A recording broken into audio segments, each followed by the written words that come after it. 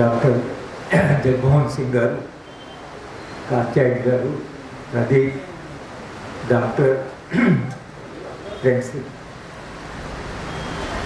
ఆహ్వాన సంఘ అధ్యక్షుడిగా నన్ను కోరడము నాకు మీరు చాలా గౌరవాన్ని ఇవ్వడంగా నేను భావిస్తున్నాను.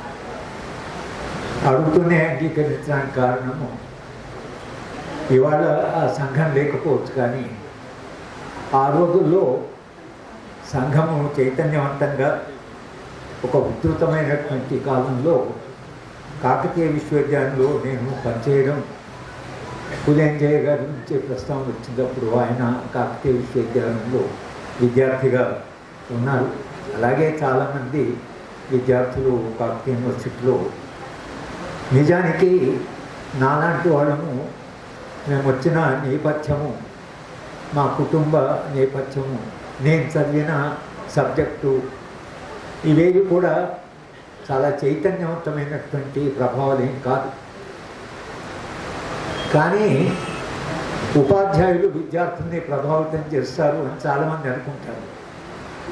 కానీ విద్యార్థులు ఉపాధ్యాయుల్ని ఎలా ప్రభావితం చేస్తారో దానికి నేను ఒక ఉదాహరణ.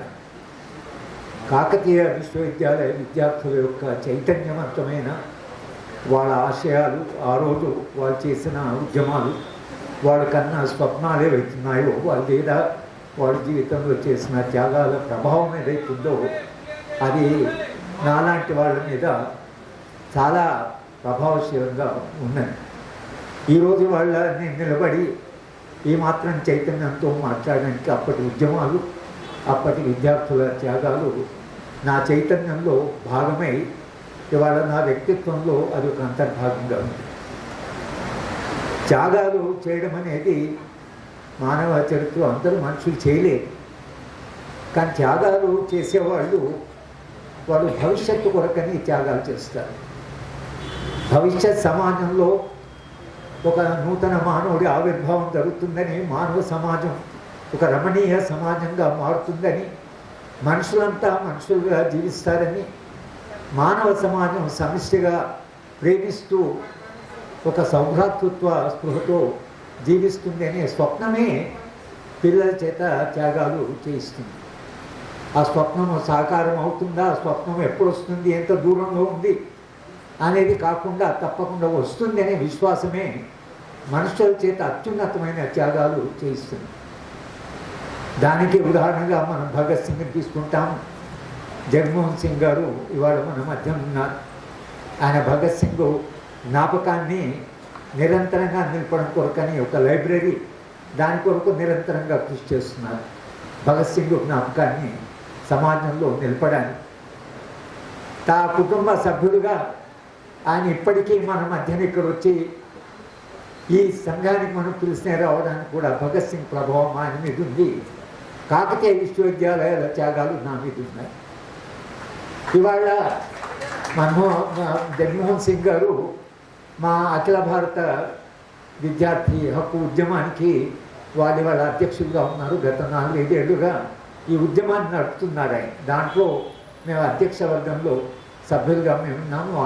జాతీయ స్థాయిలో ఒక విద్యా ఉద్యమాన్ని నడపడం అనేది వెళ్తుందో ఆ బాధ్యత ఆయన తీసుకున్నారు. ఇవాళ దేశంలో ఏ ఉద్యమం చేయాలన్నా, లేదా దేశంలో ఏ పోరాటం చేయాలన్నా కూడా జగన్మోహన్ సింగ్ గారు, నిజానికి పంజాబ్లో జరిగినటువంటి రైతు పోరాటంలో ఆయన దాంట్లో అంతర్భాగం ఉన్నాడు, వాళ్ళకు సలహాదారుగా ఉన్నాడు. ఆయన వాళ్ళ మన మధ్య ఉన్నాడు. మేమందరము ఇంత ప్రభావం కావడానికి దాని ప్రధాన కారణము అటు భగత్ సింగే కావచ్చు, లేక ఇక్కడ విప్లవ విద్యార్థులే కావచ్చు, వారు చేసిన ప్రాణ త్యాగం ఏదైతుందో మానవ సమాజాన్ని మానవ సమాజంగా నిలిపేటువంటి ఒక ప్రక్రియ.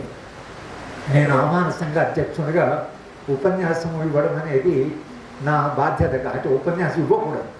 నేను మిమ్మల్ని అన్నీ ఆహ్వానించడానికి, అందరినీ ఇక్కడ ఈ సభలో పాల్గొని అభినందించడానికే వచ్చాను. కానీ సందర్భము ఉంది కాబట్టి ఒక్క విషయం చెప్పి మాత్రమే నేను ముగిస్తాను. 74 వేణు మాట్లాడబోతున్నాడు, పాని మాట్లాడవాడు ఎలా చరిత్ర మొత్తంగా విద్యార్థి ఉద్యమ చరిత్ర గురించి మాట్లాడతారు. మీరందరూ కూడా మీ జ్ఞాపకాన్ని గుర్తు చేసుకుంటారు. కానీ పోయిన నెల తిరుపతిలో కూడా ఇలాంటి ఒక సదస్సు జరిగింది. శివారెడ్డి గారని ఆయన తర్వాత లాయర్ అయ్యాడు, ఆయన ప్రభుత్వ అధికారి అయ్యాడు.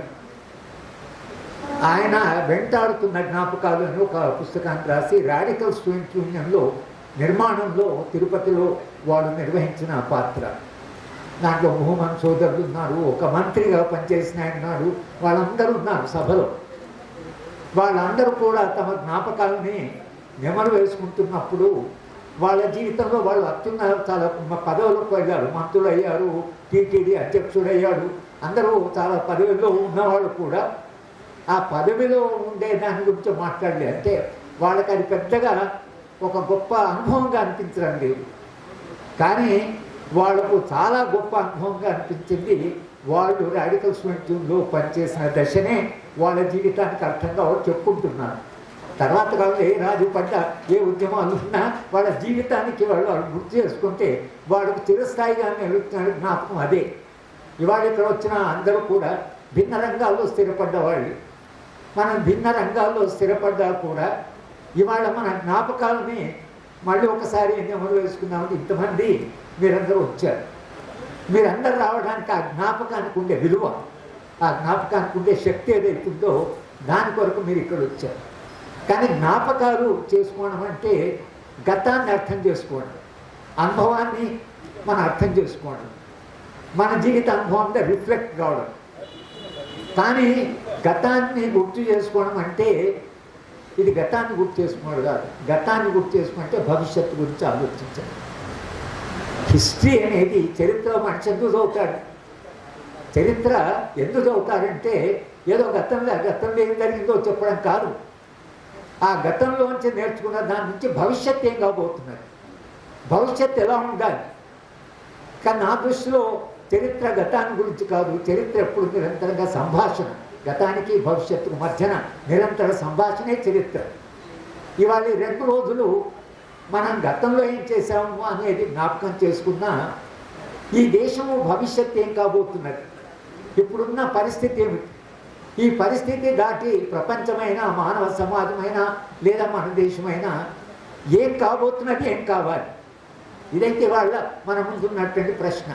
మనం ఎలాంటి సమాజం కావాలనుకుంటున్నాం, లేదా ఎలాంటి సమాజం వైపు వెళ్తున్నాం, ఇలా వెళితే ఏం కాబోతున్నది, ఇలా కాకుండా ఒక ప్రత్యామ్నాయమైనటువంటి స్వప్నం వైపు వెళ్తే సమాజం ఎలా ఉంటుంది, ఆ స్వప్నాన్ని కాపాడడం కొరకని ఇవాళ మనంతా ఈ 2 రోజుల సదస్సు జరుపుకున్నాం. 60లో ఇవాళ ఉదయం కూడా ప్రస్తావన వచ్చింది. 60-70లో అది ప్రపంచవ్యాప్తంగా ఒక విప్లవాత్మక యుగమని ఫ్రెంచ్ విద్యార్థుల గురించి ప్రస్తావన వచ్చింది. అమెరికా విద్యార్థులు, నేను చదివే పబ్లిక్ అడ్మినిస్ట్రేషన్ సబ్జెక్ట్, అది చాలా డ్రై సబ్జెక్ట్. మా పబ్లిక్ అడ్మినిస్ట్రేషన్ డిపార్ట్మెంట్ అంటే సబ్జెక్ట్లో అమెరికాలో యువత, పబ్లిక్ అడ్మినిస్ట్రేషన్ చదువుతున్న యువత ఎదురు తిరుగుబాటు చేసి పాత ప్రొఫెసర్ని అంతా రిజెక్ట్ చేసేసి మొత్తం సబ్జెక్ట్ను రిజెక్ట్ చేసి న్యూ పబ్లిక్ అడ్మినిస్ట్రేషన్ అని, అడ్మినిస్ట్రేషన్ అంటే నిష్పక్షపాతంగా ఉండడం, అడ్మినిస్ట్రేషన్ అంటే అధికారులు పాలకులు చెప్పి కాకుండా పబ్లిక్ అడ్మినిస్ట్రేషన్ అంటే విలువలకు నిలబడాలి, సమాజాన్ని మార్చాలి. ఆ యువత వాళ్ళు అనేటువంటి అలాంటి ఒక ప్రొఫెసర్ను పిలిచి, బాగా అత్యంత గౌరవం ఒక ప్రొఫెసర్ను పిలిచి వాడు సభ పెట్టుకొని వాడి మొత్తము డిసిప్లిన్ రిజెక్ట్ చేస్తున్నాం, మేము తిరస్కరిస్తున్నాం అని అన్నారు అమెరికన్ యువత. అంటే ప్రపంచవ్యాప్తంగా అలాంటి సందర్భంలోనే దేశంలో, మన దేశంలో కూడా విప్లవాలు రావడము, విప్లవాల ప్రభావం వలన ఆనాటి యువత కొన్ని ఆదర్శాల కొరకు త్యాగాలు చేసిన వాళ్ళు ఉదయించి మనం గుర్తు చేసుకుంటున్నాం. అది అంతర్జాతీయ సందర్భం. అప్పుడు ఇవాళ ఏమిటి, ఇవాళ సందర్భం ఏంటంటే ఇవాళ వార్త ట్రంప్ మోడీ గారితో మాట్లాడు, నేను చెప్పింది వినాలి, నువ్వేం చెప్పేది లేదు, నేను చెప్పింది వినాలి, నేను ఎవరి మాట వినాలి, ట్రంప్ అంటూ ఎవరి మాట వినాలి. 60-70లో 4వ పంచవర్ష ప్రణాళిక తయారు చేస్తున్నప్పుడు 4వ పంచవర్ష ప్రణాళికలో చివరి వరకు దేశము ఒక స్వయం పరిపాలన ఉంటుందని, దేశము సెల్ఫ్ అంటే మనం సెల్ఫ్ సఫిషియెంట్ మేము ఒక ఎటువంటి దేశంగా మారాలంటే ఏ దేశం మీద కూడా ఆధారపడకుండా మన దేశము సర్వసత్తాక దేశంగా మారాలి అని 4వ ప్రణాళికలో రాశారు. రాస్తే అమెరికా నుంచి ఒక ప్రతినిధి వచ్చి ఇందిరాగాంధీని కలిసి, మీరు ఎలాగో అంత స్వయం పోషక సమాజంగా మేము స్వయం ప్రతిపత్తి కలిగిన సమాజంగా రాసుకున్నారు కదా, మేము అమెరికాకి ఇచ్చే సహాయం అవుతున్నది ఆపేస్తాం, మీరు రాసుకోండి అటువైపు కూడా ఇక్కడి నుంచో మొదలుపెట్టండి. అమ్మ వీడు మొత్తంగా ఐడియా మళ్ళీ ఆమె ప్లానింగ్ కమిషన్లో డాక్యుమెంట్ రాస్తున్నాయని పిలిచి, మరి అలా కాకుండా ఇంటర్ డిపెండెంట్ అంతర్జాతీయంగా ఒకరి మీద ఆధారపడే సమాజం ఉన్నాం కాబట్టి ఒకరి మీద ఒకరికి ఆధారపడ కొంతవరకు ఉంటుంది అని రాయించింది ఆమె. అప్పటికే అమెరికా వాళ్ళు అది చేయగలిగాడు. కానీ ఇందిరాగాంధీ లాంటి వాళ్ళు కూడా ఈ దేశం ఎవరి మీద కూడా ఆధారపడకుండా ఒక సర్వసత్తాక దేశంగా మారాలి అనే ఇదే ఆలోచన ఇంకా పాలక వర్గాల్లో ఉంది. అది సందర్భం. ఇవాళ మన పరిస్థితి ఏమిటంటే, మన దేశ ప్రధానమంత్రి ఇప్పటిగా మనం సంపన్న దేశంగా మారాం. ఇవాళ సంపద చాలా ఉంది. అప్పటి దేశం వేరు, ఇప్పటి దేశం వేరు.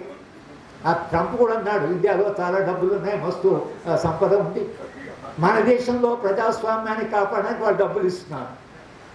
ఆయన వాళ్ళ ప్రజాస్వామ్యాన్ని కాదు, మన డబ్బులు ఇవ్వడం ఎందుకు, వాడికే చాలా సంపద ఉంది అని అంటూ ఆయన మోడీ గారితో ఏమన్నారంటే, నేను ఏ దేశాన్ని కూడా నేను సరిగా చూడను, వాళ్ళకే సహనా లేదు, మీ దేశం కూడా దానికి ఎగ్జామ్షన్ కాదు స్వయాన మోడీ గారు చెప్పారని ఇవాళ నిన్న ఆయన ఇచ్చిన ఒక ఇంటర్వ్యూలో ఆయన చెప్పారు. ఇవాళ యుద్ధాలు అప్పుడు ఇంకా కొంత యుద్ధ వాతావరణం, ఇప్పుడు యుద్ధాలు అనేది ఫిజికల్ వార్స్ ఇవాళ జరుగుతుంది. రష్యా అప్పటి మన స్వప్నం, ఇవాళ రష్యా ఓ దేశాన్ని మీద అది ఒక ఆక్రమణ కొరకని ఇవాళ ట్రంప్ మేము గాజాని పోయి ఆక్యుపై చేసుకుంటామంటున్నాడు. అంటే పరిస్థితి ఎలా మారిందో, ఆ కెనడా దేశాన్ని మా దేశంలో కలుపు అంటున్నారు. కానీ యుద్ధం చేయడం కాకుండా వాళ్ళు ఇవాళ ట్రేడ్ వార్, ఇది వ్యాపారంలో యుద్ధం నడుస్తున్నది కనుక ఫిజికల్ వార్స్ కంటే కూడా ఈ వ్యాపారాలు జరుగుతాయి. ఆ యుద్ధాలు ఇప్పుడు ఎవరి మధ్యన జరుగుతాయంటే, ప్రతి దేశం కూడా అక్కడ ఉండే పాలకులు వాళ్ళ ప్రజల మీదనే యుద్ధాలు చేయబోతున్నారు. ఇది మన దేశంలో మన సెక్యూరిటీ అడ్వైజర్, జాతీయ భద్రతా సలహాదారు, ఆయన పోలీస్ అధికారులని ఉద్దేశించి మాట్లాడుతూ ఆయన చెప్పింది ఏంటంటే, 4వ యుద్ధం, భారతదేశము చేయబోయే 4వ యుద్ధము మన ప్రజల మీదనే, పౌర సమాజం మీద అని చెప్పారు. అంటే ఇప్పుడు రాబోయే కాలంలో రాజ్యాలు, పాలక వర్గాలు వాళ్ళ మధ్యన వాళ్ళ ఏం యుద్ధాలు జరుగుతాయో తెలియదు, కానీ ప్రజల మీద యుద్ధాలు జరిగేటువంటి ఒక దశకు చేరుతున్నారు. ఈ ప్రజల మీద యుద్ధం జరిగినప్పుడు ప్రజలు ఏం చేయాలి అనేటువంటి ఒక కీలకమైనటువంటి హిస్టారికల్ ఒక చారిత్రక దశలో మనం ఉన్నాం. ఇవాళ మనం అందరి ఇక్కడ కూర్చొని 60లని 70ని 80ని గుర్తు చేసుకోవడం వేరు. ఇప్పుడున్న సందర్భం ఏదైతుందో ఈ సందర్భం చాలా మారిపోయింది. ఇక రాబోయే కాలంలో ప్రజల పోరాటాలు, ప్రజల ఉద్యమాలు, ప్రజల చైతన్యమే భవిష్యత్తు నిర్ణయించబోతున్నారు. ఈ చారిత్రక దశలో ఇవాళ అప్పటి రాడికల్ విద్యార్థి సంఘంలో పనిచేసిన వాళ్ళు, లేదా ఒక విప్లవోద్యమంతో ప్రభావితమైన వాళ్ళు ప్రత్యక్షంగానూ పరోక్షంగానూ మనం అంతా ఇక్కడ కూర్చుంటున్నాం. విప్లవోద్యమం చివరి దశ అని కూడా పాలకులు అనౌన్స్ చేశారు. కానీ విప్లవాలు అనేది అసలు ఎవరో దాన్ని అంతం చేయడం ఉండదు. ప్రజల జీవితాలు మారేదాకా, మానవ సమాజం అంత మానవీయ దాకా మారేదాకా, ప్రజల సమస్యలు పరిష్కారమై అందరూ ఆనందంగా జీవించేదాకా మనుషులు పోరాటం చేస్తూనే ఉంటారు. మనుషులు కాబట్టి పోరాటాలు ఎట్లా అవుతాయంటే, ఒక నూతన సమాజ నిర్మాణం జరిగి ఆ నూతన సమాజంలో మనుషులంతా ఆనందంగా జీవించేదాకా ఉద్యమాలు ఏదో ఒక రూపంలో ఉంటాయి. కనుక రాబోయే కాలము అది ఉద్యమాల కాలమే, రాబోయే కాలం అంతా పోరాటాల కాలమే.